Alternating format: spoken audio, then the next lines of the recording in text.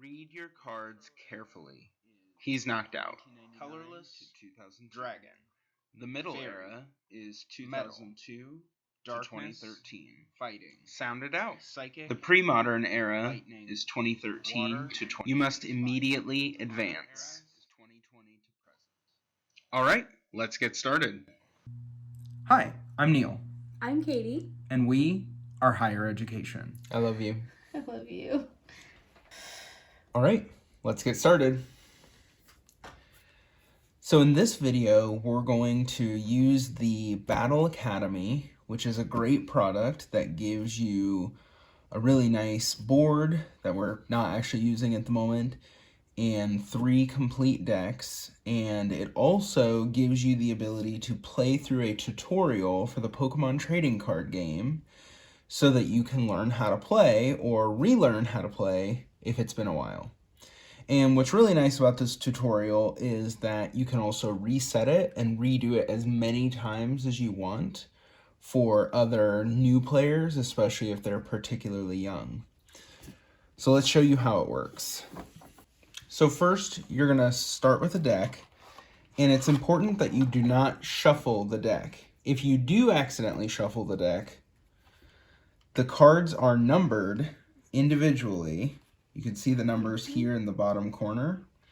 And so you can always put the cards back in order 1 through 60 in order to do the tutorial over again. With 1 being on the top of your deck. With 1 being on the top of the deck.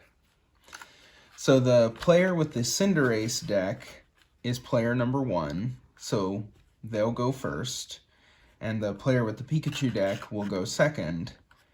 Normally you would start a game with a coin flip using either a coin or a die, where odds equals tails and evens equals heads, and the winner of the coin flip would choose whether they want to go first or second.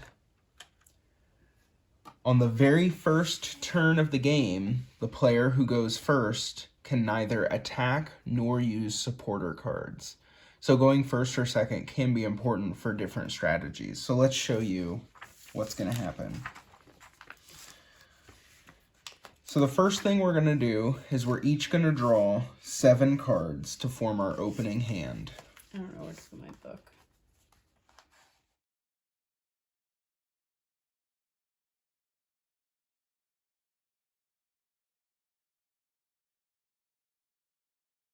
Okay. 1.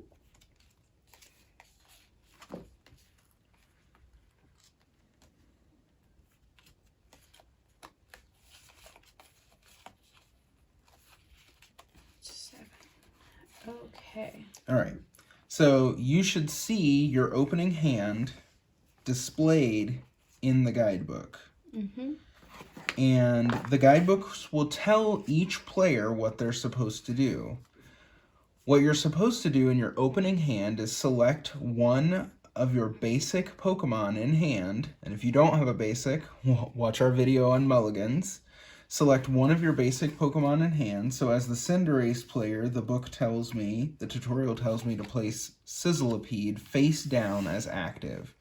So you don't actually want to tell your opponent which Pokemon you're picking. Right. But you have to pick at least one basic Pokemon and put it down as active. The Pikachu book tells me to put Emperor face down as my active. So now, since both of us have a basic Pokemon ready to begin in the active spot, we now take 4 more cards and line them up as prize cards. Prize cards are very important because taking prize cards is one of the ways to win the game. So once both players are finished setting up, you turn your active Pokemon face up and begin the game. At the beginning of each player's turn, they must draw a card from the top of their deck. So I'm going to do that now, as I'm going first. I'm drawing a card, and it's a fire energy. So I'll take this energy card and attach it to Sizzlipede. The purpose of attaching energy cards to Pokemon is to unlock their attacks. Their attacks have specific costs. Sometimes the attacks will be displayed with a specific type of energy that must satisfy that cost, or it could be displayed with colorless, which is this white circle with the 6-pointed black star inside of it. Colorless energy costs can be satisfied by any energy type. You can only attach one energy card from the hand to a Pokemon either in active or on the bench one time during your turn under normal circumstances. The player who goes first cannot attack, as we said, and since I can't attack, I'm going to tell my opponent, Katie, that my turn is over. It's your turn, honey. Okay. So, as per the rules, you have to draw a card to start your turn. The book suggests, which we would also suggest, attaching an energy, because you only get the one attachment per turn. So when you miss out on that, it can really mess up the rest of your game. So in attaching the lightning energy, I have unlocked the first attack, Bite, which does 10 damage. So I'm going to go ahead and use that and do 10 damage to Neil's Sizzlipede. Okay, to mark that damage has been done, I'm going to use a damage counter. This circle with the number 10 on it represents 1 damage counter. So I'm going to place 1 damage counter representing 10 damage on Sizzlipede. So Sizzlipede has a normal max HP hit points of 80. So his remaining HP is 70 now that he has 1 damage counter on him, or 10 damage. And then attacking ends your turn automatically. So then it is Neil's turn. Okay, so I'm going to draw a card, and it's a Vulpix. I'm going to put Vulpix down on my bench, face up. Pokemon only come into play on the bench face up under normal circumstances. You can fill up the bench up to 5 Pokemon on the bench, but only basic Pokemon can be played directly from the hand onto the bench. I'm going to attach another energy to Sizzlipede, thereby unlocking both of his attacks, Gnaw and Ember. And I am going to attack with Ember, which does 20 base damage to Yamper. Okay, so I'm going to place 2 damage markers on Yamper to indicate that he has 20 damage. Alright, so it is the start of my turn, so I'm going to draw a card. So I am going to play the card that I just drew. I just drew Hop. It is a supporter. You can only play one supporter during each turn. Hop says draw 3 cards. So when you play a trainer card, you basically just do what it says to do. Yep, trainer cards represent actions or items that can help you win the game. You play the trainer card by placing it into your discard pile and then performing whatever actions it tells you to perform. Yes. So then it tells me to put Blitzel face up onto my bench. It says to go ahead and attach another energy to Yamper. So now I've unlocked both attacks. So now I'm going to go ahead and attack with Zap Kick. Okay. Which does 20 damage. 20 more damage is 2 damage counters. So Sizzlipede now has a total of 30 damage and 50 HP remaining. Alright, so Katie attacking ends her turn, which means it's now my turn. So the first thing I have to do is draw a card. It is a Sizzlipede. I'm not going to do anything with it right now. I'm going to attach an energy card to Vulpix on the bench. And then I'm going to use the Ember attack to do 20 more damage to Katie's Yamper. 20 more damage, 2 more damage counters. That brings me to 40 damage, which means I have 30 HP left. Alright, so then it's my turn, so I'm going to draw a card. Drew another lightning energy. So now I'm going to attach a lightning energy to Blitzel on my bench to start getting him ready.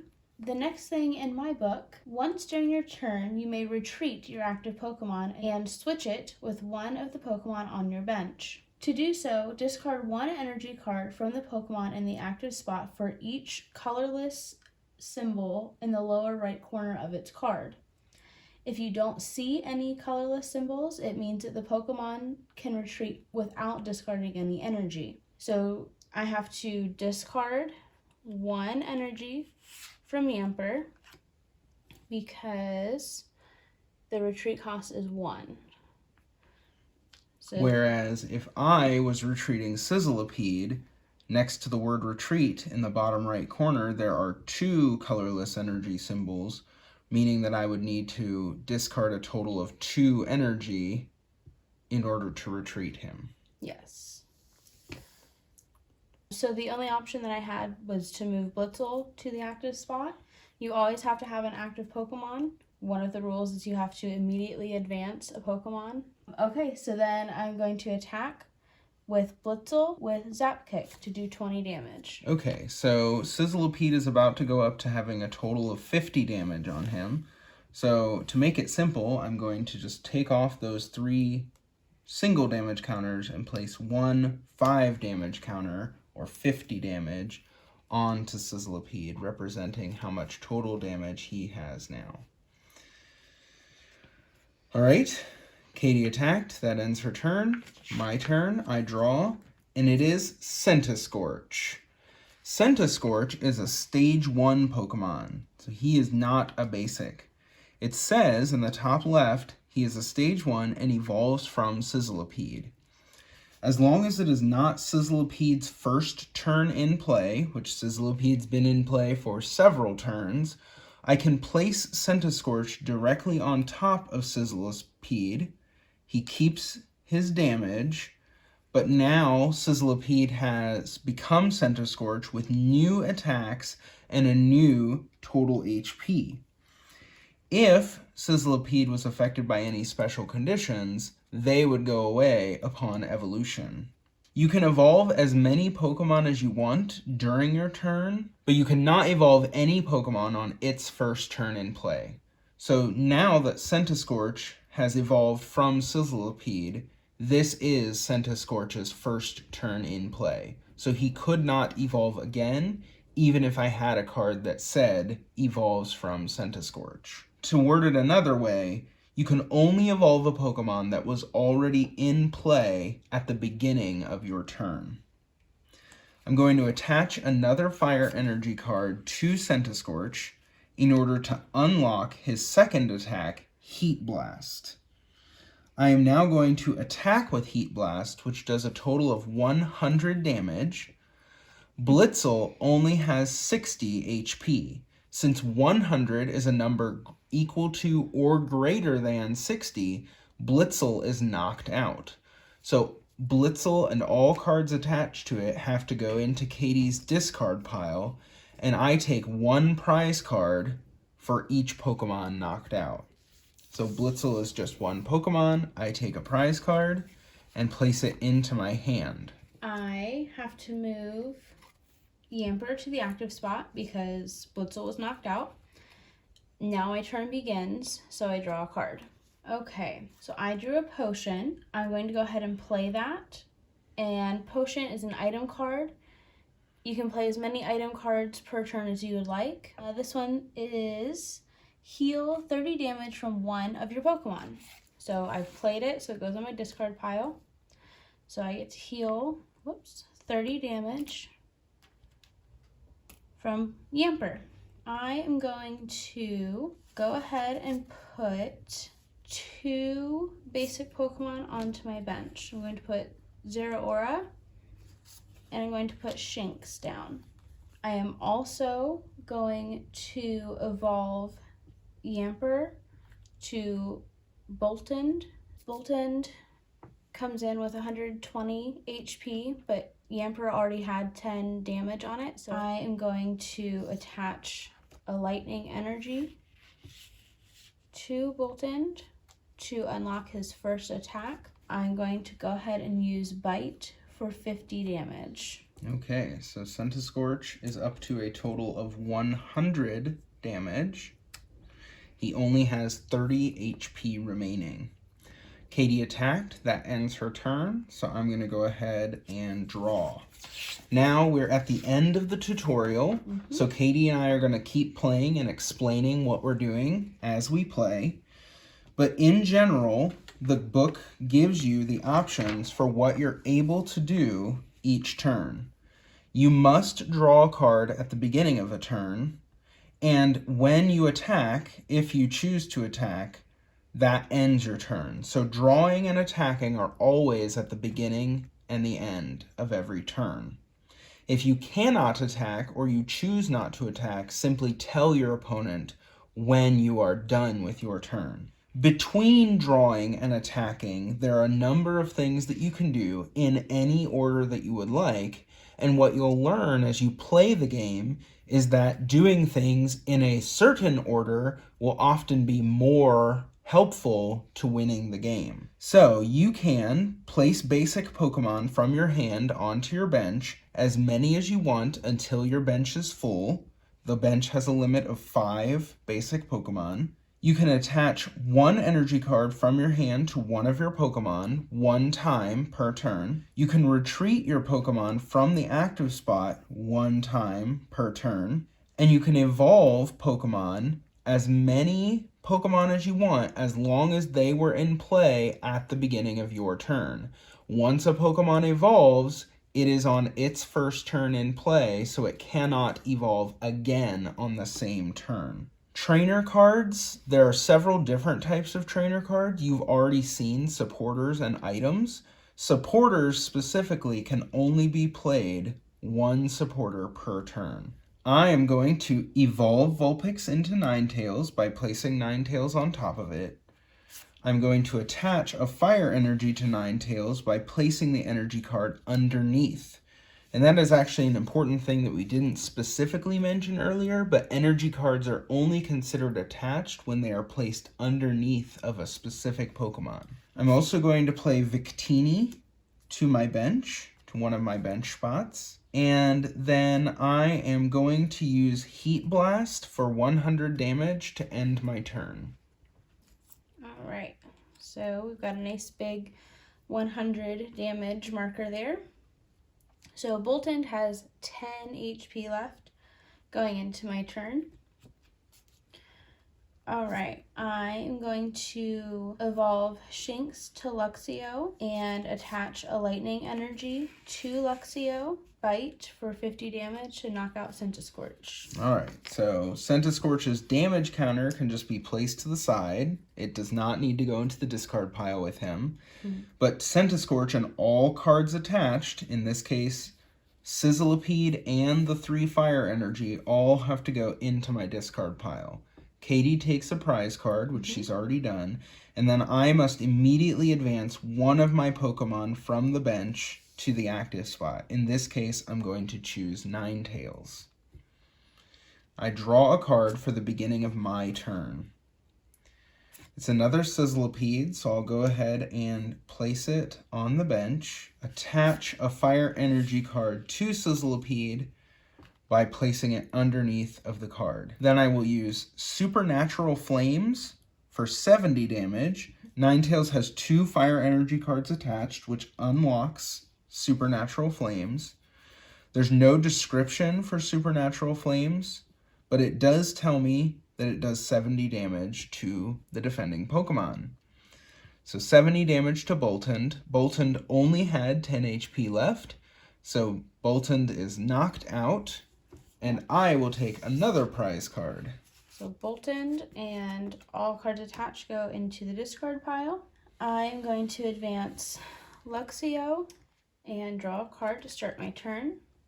I'm going to go ahead and put Blitzel on my bench, and I'm going to attach a lightning energy to Luxio to unlock his electric claws attack. I'm not sure if we've actually mentioned this. You do not have to put a basic down if you have it in your hand. Sometimes it's strategic to keep basic Pokemon in your hand, and obviously if there's no room on the bench, you can't put a basic Pokemon down anyway. So I'm going to use Electric Claws for 50 damage. All right, so I will place a 50 damage or 5 damage counters on Ninetales.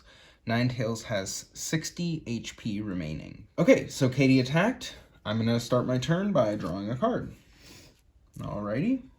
I'm going to attach another fire energy to Sizzlipede. and use Supernatural Flames for 70 damage. So I'm going to put a 50 and 2 10s to equal 70.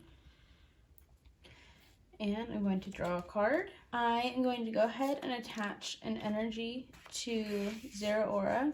I'm going to go ahead and use Electric Claws for 50 damage. Okay. Ninetales is up to 100 damage. It has 10 remaining.